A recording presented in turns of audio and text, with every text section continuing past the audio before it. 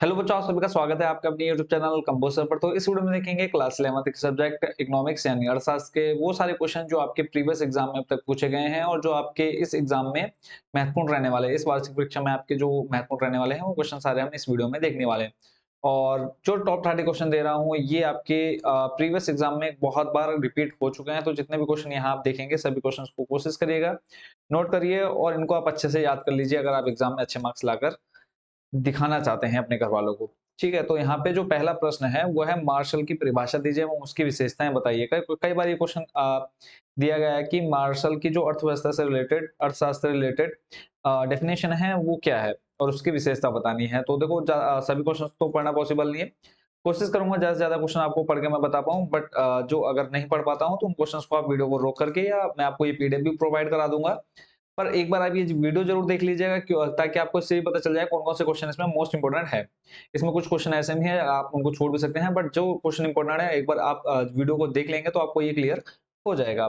और जिन बच्चों ने अभी तक चैनल को सब्सक्राइब नहीं किया है, सब्सक्राइब ज़रूर कर लीजिएगा ताकि जो भी वीडियो आपको मिलती है, अपलोड होती है इस चैनल पर, वो आपको ईज़िली टाइम से मिल जाए। तो पहला जैसा क्वेश्चन हमने पढ़ा अभी, मार्शल की परिभाषा दीजिए एवं उसकी विशेषताएँ बताइए। तो जैसा आप यहाँ पे देख पा रहे हैं, अर्थशास्त्र मानव जीवन के सामान्य व्यवसाय का अध्ययन है। इसमें व्यक्तिगत तथा सामाजिक क्रियाओं के उस भाग की जांच की जाती है जिसका भौतिक सुख के साधनों की प्राप्ति और उपयोग से बड़ा ही घनिष्ठ संबंध होता है। क्लियर है? उसके बाद फिर इसकी विशेषताएं। तो विशेषताएं आप यहाँ पे पढ़ पा रहे हैं, टोटल 7 विशेषताएं दे रखी हैं। तो 7 में से कोई भी आप 4 याद कर लीजिएगा।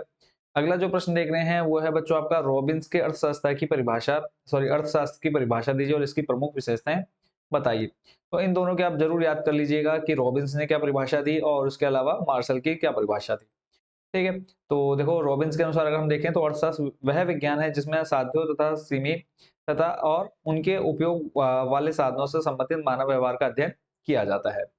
तो इसकी विशेषताएं यहाँ पे आपको दे रखी है। रॉबिन्स द्वारा प्रतिपादित अर्थशास्त्र की परिभाषा की प्रमुख विशेषताएं निम्नलिखित है। तो टोटल यहाँ पे 6 से 7 आपको भी देखने को मिल रही हैं। तो आप इन 6-7 को याद कर लीजिएगा। ठीक है, वीडियो को रोक करके आप इसको जरूर याद कर लीजिए या स्क्रीनशॉट भी ले सकते हैं आप। नेक्स्ट जो क्वेश्चन आपका इंपॉर्टेंट मैंने रखा है, इसलिए इंपॉर्टेंट रखा है बच्चों क्योंकि ये क्वेश्चन आपका कई बार रिपीट हो चुका है। अगर आप इससे पहले जो मैंने आपको मार्शल और रॉबिन्स की जो परिभाषाएं दिखाई, ठीक है, और उसकी विशेषताएं दिखाई, अगर आप उसको याद कर लेते हो तो इस क्वेश्चन का आंसर आप अपने आप लिख सकते हैं। तो इसको मैं यहाँ पे पूरा नहीं दिखा रहा हूँ क्योंकि सेम वही तुलना यहाँ पे इन दोनों की दिखाई गई है। ठीक है, उसके बाद चलते हैं नेक्स्ट क्वेश्चन पर। अ, अगला जो प्रश्न है देखो शॉर्ट, इसमें जो शॉर्ट क्वेश्चन आंसर हैं जो आपके ज्यादा ज्यादा बार रिपीट हुए वो क्वेश्चन मैं आपको वो भी दिखाऊंगा, प्लस एमसीक्यू जो भी अगर आपके एग्जाम में प्रीवियस एग्जाम में आए हैं मोस्ट इंपोर्टेंट वो भी आपको सारे दिखाते जाऊंगा। और जितने देखो शॉर्ट क्वेश्चन आंसर टाइप है तो वो आप सारे अच्छे से एक बार पढ़ लीजिएगा, याद कर लीजिएगा। तो पहला क्वेश्चन है उपभोक्ता किसे कहते हैं। जब एक व्यक्ति अपनी आवश्यकताओं की प्रत्यक्ष संतुष्टि के लिए किसी वस्तु को खरीदता है तो वह उपभोक्ता कहलाता है। उसके बाद इसी तरह आप सारे क्वेश्चंस जितने यहाँ पे आप देख रहे हैं, विक्रेता किसे कहते हैं, उत्पादक किसे कहते हैं, सेवाधारी किसे कहते हैं, सेवा प्रदाता किसे कहते हैं, आर्थिक क्रियाओं का अर्थ लिखिए, फिर आर्थिक समस्या क्या बात है, सांख्यिकी शब्द का एकवचन में क्या अर्थ है, बहुवचन में सांख्यिकी का क्या अर्थ है, समंकों की 2 विशेषताएं बताइए। तो इन सभी क्वेश्चंस को आप भले ही याद मत करो, बट ये है कि एक बार अगर इसको आप पढ़ लेंगे तो आपके जो 1-1 नंबर 2-2 नंबर के क्वेश्चन आते हैं उनको आप इजिली लिख सकते हैं। उसके बाद अगला जो मोस्ट इंपोर्टेंट क्वेश्चन है बच्चों, मोस्ट इंपोर्टेंट क्वेश्चन जो मैं आपको कह रहा हूँ, इसलिए कह रहा हूँ क्योंकि क्वेश्चन आपका 3 से 4 बार अभी तक रिपीट हो चुका है। प्राथमिक एवं द्वितीयक समांकों में अंतर। ठीक है, तो समांकों में अंतर आप यहाँ पे देख पा रहे हैं। अंतर का आधार दे रखा है समंक की प्रकृति, व्यय बचत, उद्देश्य, स्रोत व सावधानी। तो सारे 5 के 5 पॉइंट आप यहाँ पे अच्छे से देख पा रहे हैं प्राथमिक और द्वितीय समंक के। तो इनको आप अच्छे से याद कर लीजिएगा। उसके बाद फिर से आपके शॉर्ट क्वेश्चन आंसर आ गए। प्राथमिक समंक और द्वितीयक समंक जब आप यहाँ पे पीछे पढ़ेंगे तो आपको इजीली पता चल जाएगा। फिर एक अंतर बताना है वो भी आपने देख लिया। फिर इनको प्राथमिक समंकों को एकत्र करने की प्रमुख रीतियां कौन-कौन सी है, आप यहाँ पे टोटल कितनी 5 रीतियां देख पा रहे हैं। फिर है प्रत्यक्ष व्यक्तिगत अनुसंधान रीति के 2 गुण बताइए। तो जब आप इसमें देखेंगे प्रत्यक्ष और अप्रत्यक्ष अनुसंधान प्राथमिक समंक में तो उनकी कोई 2 गुण बताने हैं आपने, वो आप यहाँ पे देख पा रहे होंगे। ठीक है, शॉर्ट क्वेश्चन आंसर सिर्फ एक बार आपको पढ़ लेने हैं अच्छे से। ठीक है, चलते हैं नेक्स्ट पेज पर।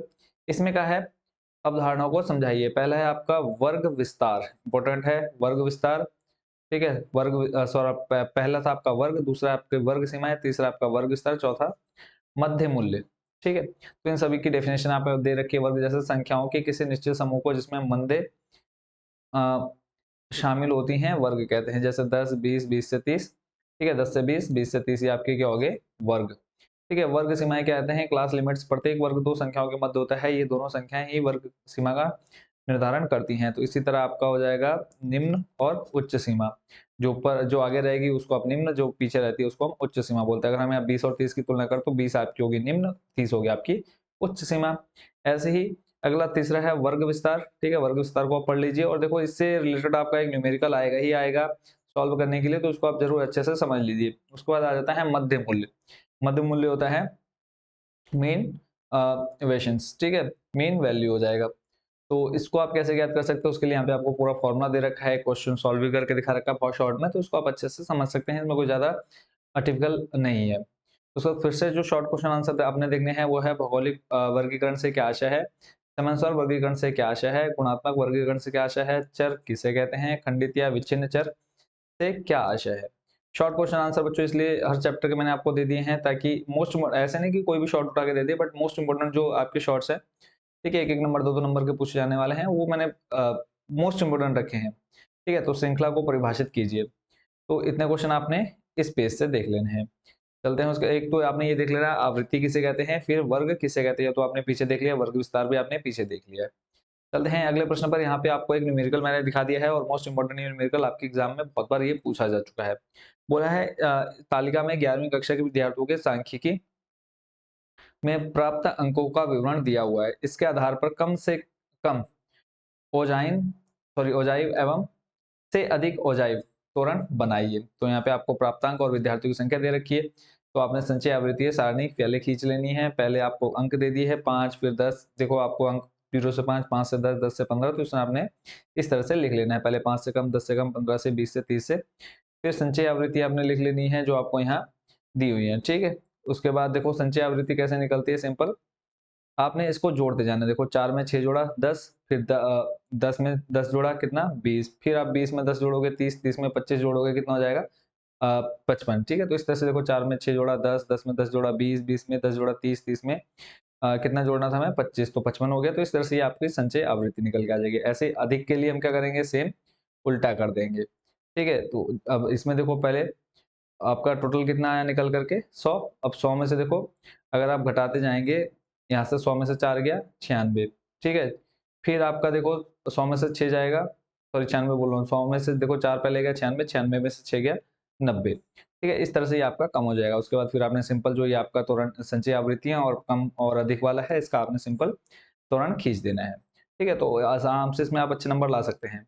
उसके बाद अगले जो इसमें आपने क्वेश्चन देखने हैं जो शॉर्ट वाले हैं, सारणियन की परिभाषा दीजिए।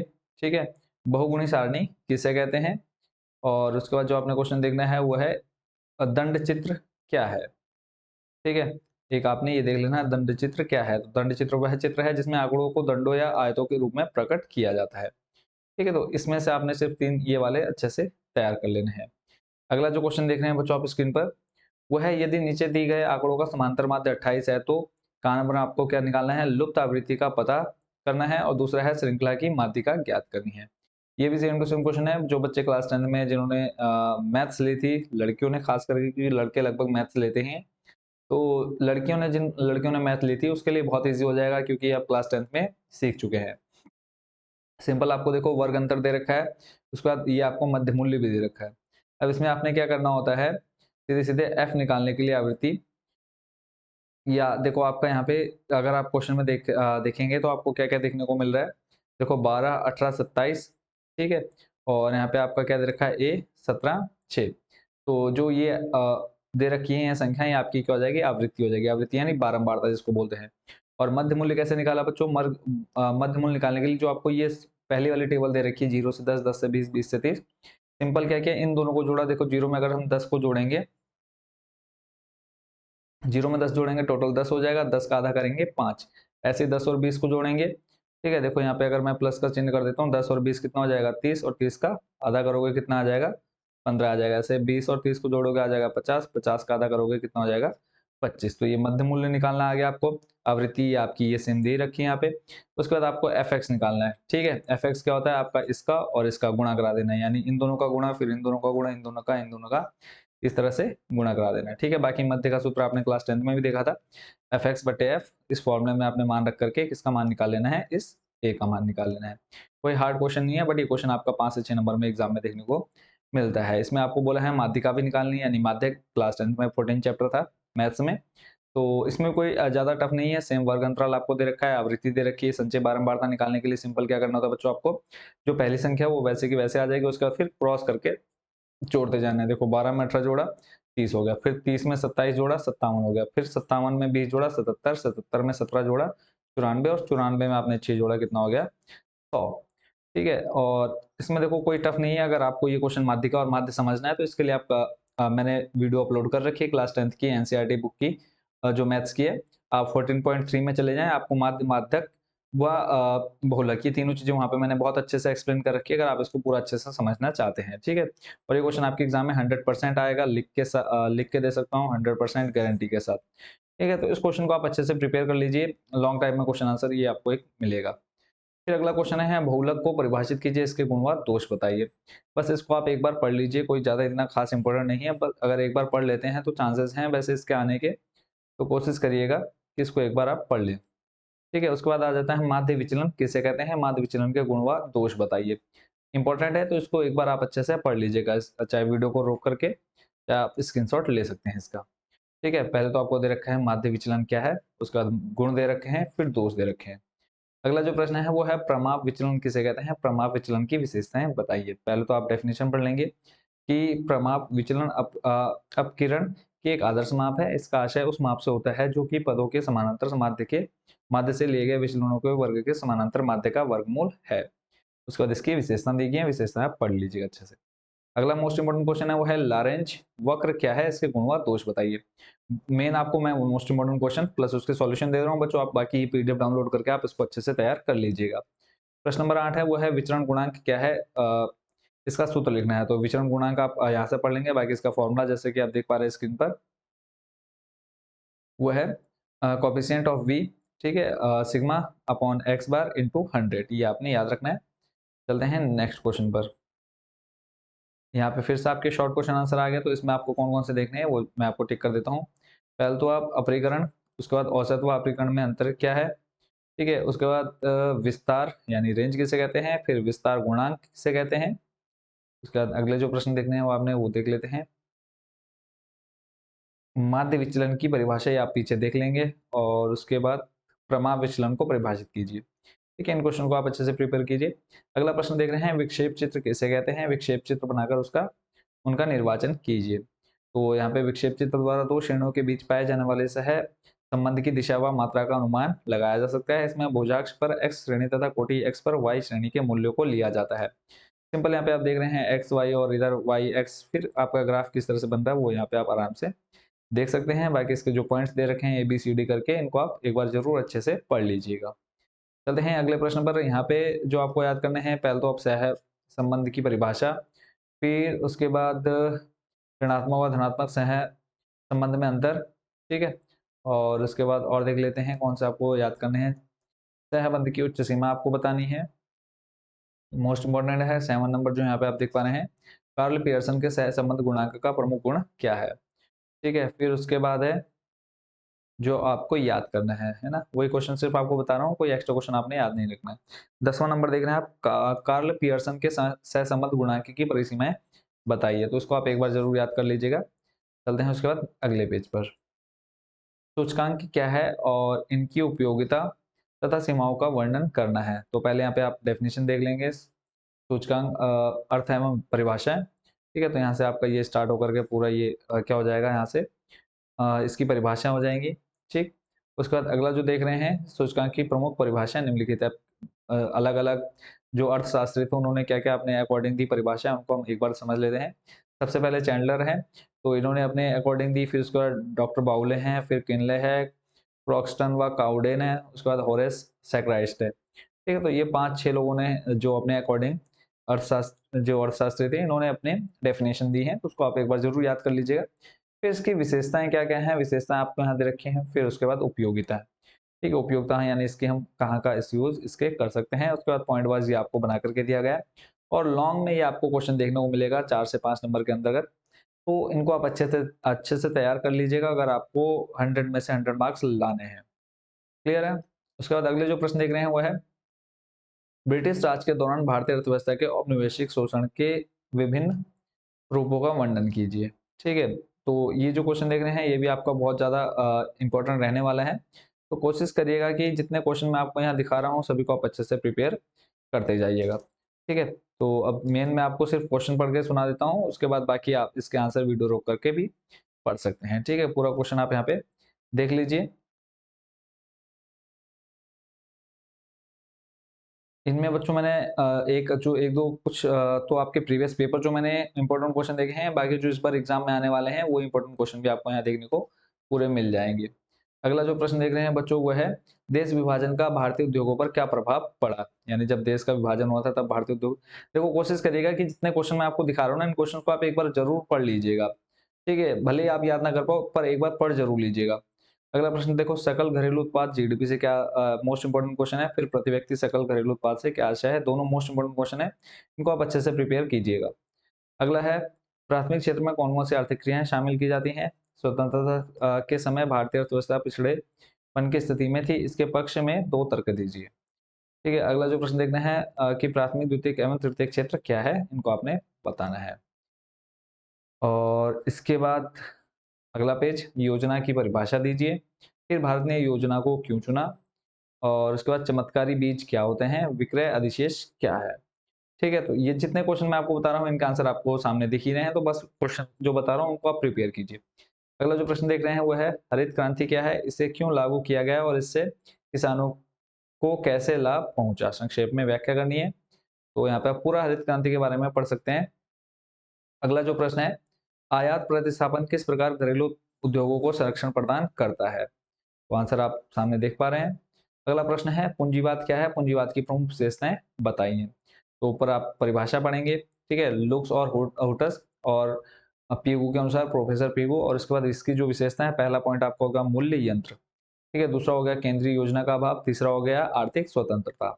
बाकी इसके अंदर आप जो पॉइंट देख रहे हैं इन पॉइंट्स को आप कोशिश करिए कि सारे नहीं कम से कम 3 से 4 पॉइंट आप जरूर याद कर लीजिएगा। अगला है मिश्रित अर्थव्यवस्था क्या है, इसकी विशेषताएं बताइए, इस संदर्भ में भारतीय अर्थव्यवस्था के स्वरूप को समझाइए। मोस्ट इंपोर्टेंट क्वेश्चन है बच्चों मिश्रित अर्थव्यवस्था, और लॉन्ग में ये क्वेश्चन आपके एग्जाम में 100% आएगा। तो इसके बारे में आप पूरा पढ़िए, उसके बाद इसकी विशेषताएं भी जरूर याद कर लीजिएगा कि इसमें क्या क्या विशेषता आपको देखने को मिलती है। ठीक है, अगला प्रश्न है कि कृषि विपणन से क्या आशय है, भारत में कृषि विपणन की वर्तमान व्यवस्था क्या है। तो यहाँ पे आप विपणन का अर्थ देख रहे हैं, फिर उसके बाद विपणन की वर्तमान व्यवस्था, और उसके बाद फिर टोटल आपको जो जितने पॉइंट देखने को मिल रहे हैं कि मंडियों में भी कैसे बिक्री होती है, सहकारी समितियों द्वारा कैसे बिक्री होती है। तो इनको आप अच्छे से याद करते जाइए, जितने क्वेश्चन आपको इंपॉर्टेंट बता रहा हूँ खास करके उनको याद कर लीजिएगा। अगला प्रश्न है भारतीय उद्योगों के पिछड़ेपन के मुख्य कारण क्या थे, ये तो आप एग्जाम में बना करके भी लिख सकते हैं कि उस समय क्या परिस्थितियां रही थी भारत के सामने, भारत में बड़े पैमाने के उद्योगों के विकास के लिए क्या कदम उठाए गए हैं। तो भारतीय उद्योगों में निम्न उत्पादकता के कारण यानी क्या क्या रीजन रहे वो आप यहाँ पे पढ़ पा रहे हैं। 56 से 61 के बीच में क्या क्या परेशानियां रही, 48 के बाद किस तरह से क्या देश में हुए चेंजेस हुए। फिर उसके बाद मुख्य कारण आप यहाँ पे देख पा रहे हैं प्रौद्योगिकी सुधार के लिए प्रेरणाओं का अभाव, स्थापित क्षमता का पूर्ण उपयोग न होना, पूंजीगत व्यय में वृद्धि, और उसके बाद टोटल आप 8-9 पॉइंट देख रहे हैं। फिर उसके बाद है उठाए गए सरकारी कदम यानी सरकार ने क्या कदम उठाए, टोटल यहाँ पे आप पढ़ पा रहे हैं। ठीक है, कम से कम आपको 7 पॉइंट दिए हैं, तो इनको आप अच्छे से याद कर लीजिएगा। अगला प्रश्न है लघु एवं कुटीर उद्योग को परिभाषित कीजिए, भारतीय अर्थव्यवस्था में उद्योगों के महत्व पर प्रकाश डालिए। और इम्पोर्टेंट क्वेश्चन है आपका 5 से 6 बार ये एग्जाम में आपके अब तक पूछा गया है पिछले 8 सालों में। तो पहले आप इस डेफिनेशन पढ़ेंगे कैसे क्या है, फिर उसके बाद कुटीर उद्योग की परिभाषा, फिर लघु उद्योग की परिभाषा। ठीक है, अगला प्रश्न है आर्थिक विकास एवं आर्थिक वृद्धि में अंतर बताना है। तो दोनों में यहाँ पे अंतर आप अच्छे से याद करिए, और कोशिश करिए कि हर एक क्वेश्चन को आप अच्छे से एक बार पढ़ लीजिए, और अगर आपके पास टाइम है तो आप इनको याद कर लीजिए अगर आप अच्छे नंबर लाना चाहते हैं। अगला प्रश्न है पूंजीवाद क्या है, ये जितने यहाँ पे आपको बताऊंगा सारे इंपॉर्टेंट है। पहले तो पूंजीवाद, फिर समाजवाद, फिर मिश्रित अर्थव्यवस्था, आर्थिक नियोजन, सारे आपको एक एक दो दो नंबर में ये क्वेश्चन देखने को मिलने वाले हैं। उसके बाद जो अगला प्रश्न देखना है आपने आर्थिक जोत की परिभाषा। ठीक है, उसके बाद नई नई राष्ट्रीय कृषि नीति की घोषणा कब की गई, तो 29 जुलाई 2000 को की गई। उसके बाद अगला जो प्रश्न है भू सुधार से क्या आशय है। अगला उसके बाद जो प्रश्न देखना है वो है गांव में फसल की बिक्री की व्यवस्था के लिए उत्तरदायी 2 कारण बताने हैं। क्लियर है। अगला प्रश्न है 1958 में प्रारंभ की गई चीन के ग्रेट लीप फॉरवर्ड यानी महान प्रगति उछाल अभियान की व्याख्या कीजिए। तो किस तरह से वहां पे चेंजेस आया चीन में, तो पूरा आप यहाँ पे इसको आप अच्छे से पढ़ लीजिएगा। ठीक है, उसके बाद अगले पेज पर चलते हैं।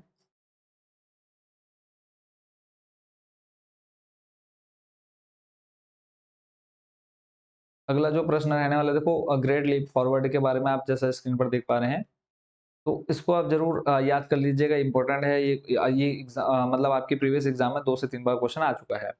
अगला प्रश्न देख रहे हैं, निर्धनता को परिभाषित कीजिए। किसको? निर्धनता को परिभाषित कीजिए। तो इसको हम कर लेते हैं थोड़ा सा फुल स्क्रीन में।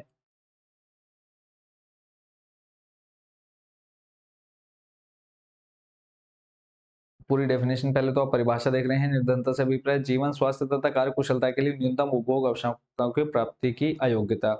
उसके बाद निर्धनता का स्वरूप, सापेक्ष निर्धनता, निरपेक्ष निर्धनता। ठीक है, तो ये आपके पॉइंट्स दे रखे हैं, फिर इसका आकलन आप कैसे करेंगे वो भी आपको यहाँ पूरा दिया गया है।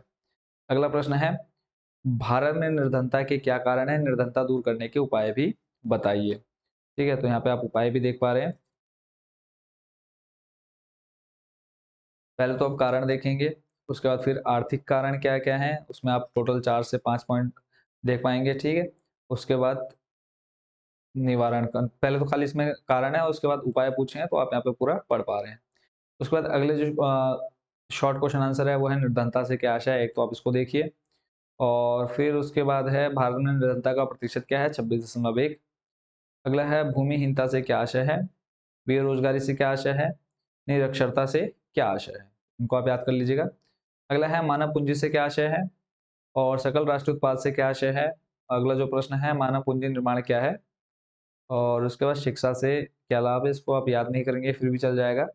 अगला प्रश्न है, सन 1951 में साक्षरता दर क्या थी, तो पुरुष थे 24.95, स्त्री थी 7.93। उसके बाद 2001 और 1951 ये दोनों आप याद कर लीजिएगा। अगला है, इसके हम परिकलन कैसे कर सकते हैं, यानी साक्षरता दर का परिकलन कैसे किया जा सकता है। तो सिंपल सा एक सूत्र याद है रखना है आपको, साक्षर लोगों की संख्या। ठीक है, और उसके बाद बट्टे में कुल जनसंख्या गुणा 100, इससे आप क्या निकाल सकते हैं, जैसे कि आप देख पा रहे हैं साक्षरता दर। ठीक है, अगला जो प्रश्न है, राष्ट्रीय विकास का केंद्र बिंदु क्या है, तो ग्रामीण विकास है। ग्राम विकास से आप क्या समझते हैं, ये क्वेश्चन देखना है, नंबर 4 पर देख पा रहे हैं। और उसके बाद जो अगला प्रश्न है, नाबार्ड क्या है, मोस्ट इंपोर्टेंट क्वेश्चन की नाबार्ड क्या है। ठीक है, और उसके बाद अगला जो प्रश्न देखना है, भारत में बेरोजगारी के प्रमुख कारण बताइए, बेरोजगारी को दूर करने के लिए उपयुक्त तो सुझाव दीजिए। तो पहले तो मुख्य कारण देखेंगे, तो पहला है जनसंख्या में तीव्र वृद्धि, और उसके बाद कुटीर उद्योगों का अभाव, फिर दोषपूर्ण शिक्षा प्रणाली, यंत्रीकरण में वृद्धि, श्रमिकों की गतिशीलता में कमी, अविकसित प्राकृतिक साधन, तकनीक ज्ञान का अभाव, बचत तथा विनियोग की न्यून दर, शरणार्थियों का आगमन, दोषपूर्ण विचार पद्धति। फिर उसके बाद टोटल 12 पॉइंट है, 12 में से 5 से 6 पॉइंट आप देख लीजिए। फिर है इसको दूर करने तो सुझाव, यानी क्या क्या सुझाव, ये तो आप बना करके भी लिख सकते हैं, इसमें कोई खास आपको याद करने की जरूरत नहीं है। अगला प्रश्न है, ऊर्जा के परंपरागत एवं गैर परंपरागत साधनों की तुलना। तो ये आप क्लास 10th में भी अच्छे से याद कर चुके हैं, तो एक बार बस यहाँ पे आपको सिर्फ एक बार क्या करना है, पढ़ लेना है इसको। ठीक है, तो टोटल यहाँ पे आप कितने पॉइंट देख रहे हैं, 6 पॉइंट। ठीक है, तो उनको आप अच्छे से याद कर लीजिएगा। और इसी के साथ बच्चों आपके जो क्वेश्चन थे सारे मोस्ट इंपोर्टेंट किसके, अर्थशास्त्र के, वो हो चुके हैं कंप्लीट। आई होप बच्चों इन जितने क्वेश्चन आपने देखे हैं सभी क्वेश्चंस को आप अच्छे से प्रिपेयर कर लेंगे। बाकी सभी को बेस्ट विशेष। इसमें देखो लगभग आपके 47 पेज आपने देखे, ठीक है, 47। अब आपके एग्जाम में क्वेश्चन कितने आते हैं, लगभग 30 से 35 क्वेश्चन आपके एग्जाम में आने ही आने हैं, है ना। तो इतने क्वेश्चंस को आप अच्छे से प्रिपेयर कर लीजिएगा अगर आप अच्छे नंबर लाना चाहते हैं। देखो ज्यादा क्वेश्चन नहीं है, बस ये है कि कुछ लॉन्ग क्वेश्चन है तो आपको थोड़ा बड़ा लग रहा होगा, बट सभी क्वेश्चंस को अगर आप प्रिपेयर कर लेंगे 100%, इसमें लगभग आपका 80% क्वेश्चन आपको देखने को मिलेंगे आपके एग्जाम में। तो सभी को बेस्ट विशेष आपके एग्जाम्स के लिए, अच्छे से तैयारी करिए। कहीं पर भी कोई भी डाउट आपको आ रहा है, कोई भी आप क्वेश्चन पूछना चाहते हैं आप, तो कमेंट बॉक्स आपके लिए हमेशा खुला हुआ है। बस एक प्यार सा कमेंट डाल दीजिए कि जिस भी टॉपिक को लेकर या जिस सब्जेक्ट को लेकर के जो क्वेश्चन आपके मन में है। तो मिलते हैं नेक्स्ट वीडियो में नए टॉपिक के साथ। Thank you so much watching for this video.